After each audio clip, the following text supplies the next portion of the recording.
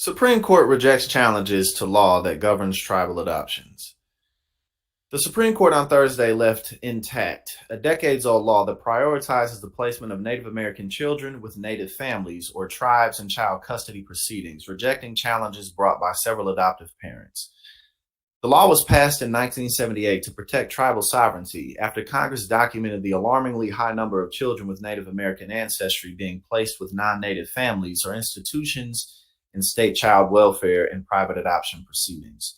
The 7-2 decision backs the law passed in the wake of decades of hostility on the part of the federal government when it comes to child custody issues and traditional values of Indian tribes. Justice Amy Coney Barrett, writing for the majority, said Congress did not exceed its authority in passing the law. Quote, in a long line of cases, we have characterized Congress's power to legislate with respect to the Indian tribes as plenary and exclusive, she wrote.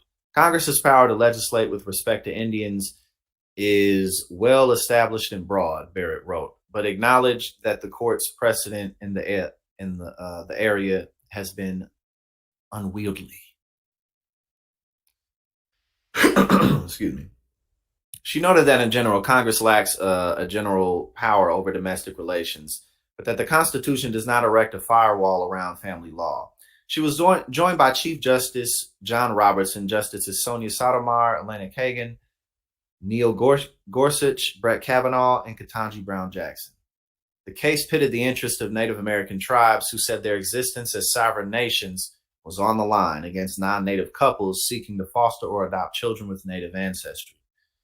The opinion, which is a defeat for the couples who challenged the law, upheld a lower court's ruling that the law is consistent with Congress's authority.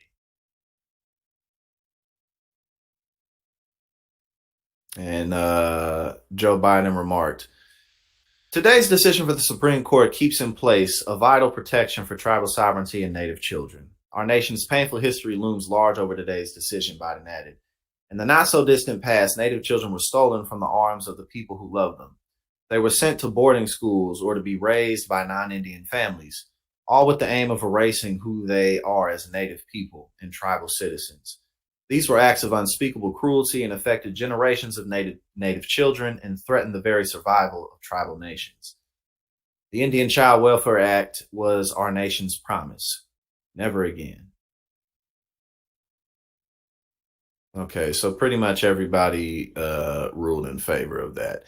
But I mean, that makes sense. Again, given the history of this nation, given how it was formed, given how disease wiped out, upwards of 90% of the natives, many natives never even saw Europeans.